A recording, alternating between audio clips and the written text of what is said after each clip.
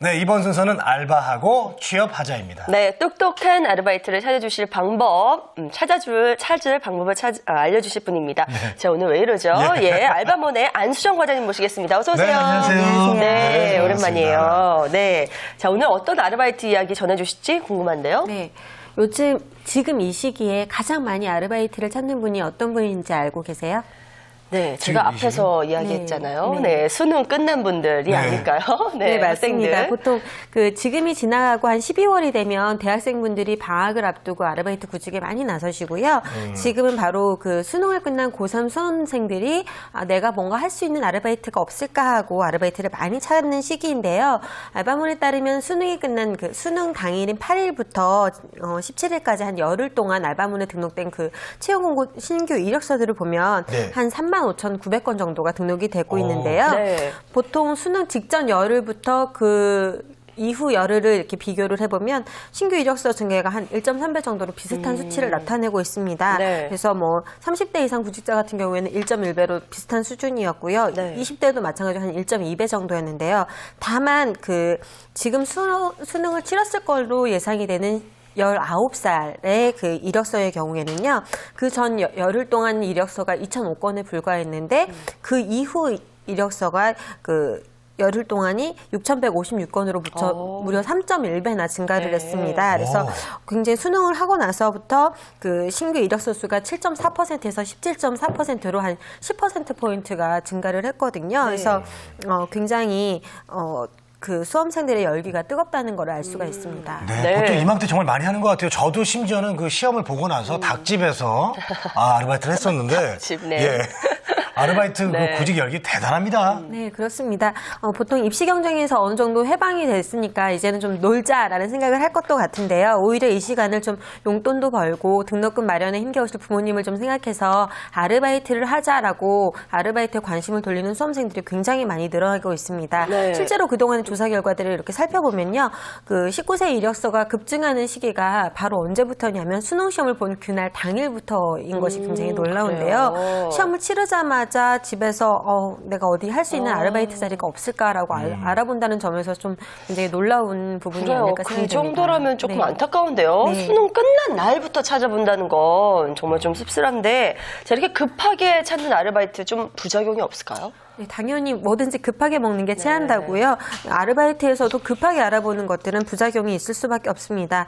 막연하게 내가 하고 싶다 또는 할 수 있을 것 같다라는 어떤 막연한 마음만 가지고 아르바이트 구직에 나서시면요. 굉장히 낭패를 보시기가 십상인데요. 네. 사실 연애를 해보시고 결혼을 해보시면 알겠지만 첫 애인이 굉장히 중요하잖아요. 그리고 취업을 할 때도 저는 첫 직장이 정말 중요하다라고 생각을 하는데요. 네네. 마찬가지로 아르바이트에서도 첫 경험이 굉장히 중요합니다. 그래서 첫 경험에서 어떤 부당 대우를 당하거나 이러면 이후에 아르바이트 생활이 굉장히 고달퍼지는 경우들이 많이 있거든요. 그래서 아르바이트를 처음 나서실 때 내가 알바생으로서 누릴 수 있는 어떤 권리, 근로기준법에 대해서 좀 분명하게 짚고 넘어가실 필요가 있다고 생각이 됩니다. 예, 그렇습니다. 알겠습니다. 우리가 늘 얘기했잖아요. 아르바이트도 정말 똑똑해야 된다고요. 우리의 권리를 우리가 찾아야 됩니다. 네. 우리 알바의 알 권리 뭐가 있을까요? 좀 알려주시죠. 네.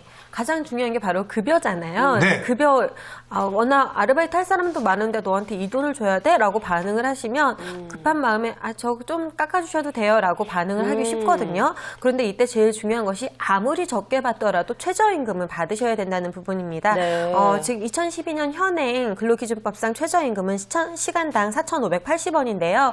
내년, 그러니까 2013년 1월 1일부터는 시간당 4,860원을 받게 되어 있습니다. 이 부분은 어떤 사업장을 막론하고 마찬가지고요. 정규직뿐만 아니라 아르바이트생에게도 적용이 되는 부분입니다. 그렇기 때문에 난 알바생이니까 그렇게 받을 수 있나? 나이도 어린데 이런 생각하지 마시고 근로기준법상에 보장하는 최저임금만큼은 꼭 받으셔야겠습니다. 그리고 네. 만약에 근로기준법을 위반하는 내용으로 이렇게 낮은 급여 최저임금보다 낮은 급여를 제공을 하신다면 최저임금 위반건에 대해서 징역형으로는 3년 이하 또 벌금형으로 2천만 원 이하의 그런 처벌을 받으실 수 있기 때문에 사장님들도 좀 유념을 하셔야 되는 부분이라고 생각이 됩니다. 예, 알겠습니다. 자, 우리 일하다 보면 우리가 참 쉴 새 없이 바쁘다 이런 말을 많이 하잖아요. 아르바이트생들 휴식 시간은 어떻게 되죠? 보통 보면 편의점에서 특히 일한다 그러면 쉬지도 못하고 뒤에서 박스 쌓아놓고 컵라면으로 밥 데우고 이러시는 경우들이 굉장히 많은데요. 네네. 근로기준법 노동기준법상에 보면 매 4시간마다 30분씩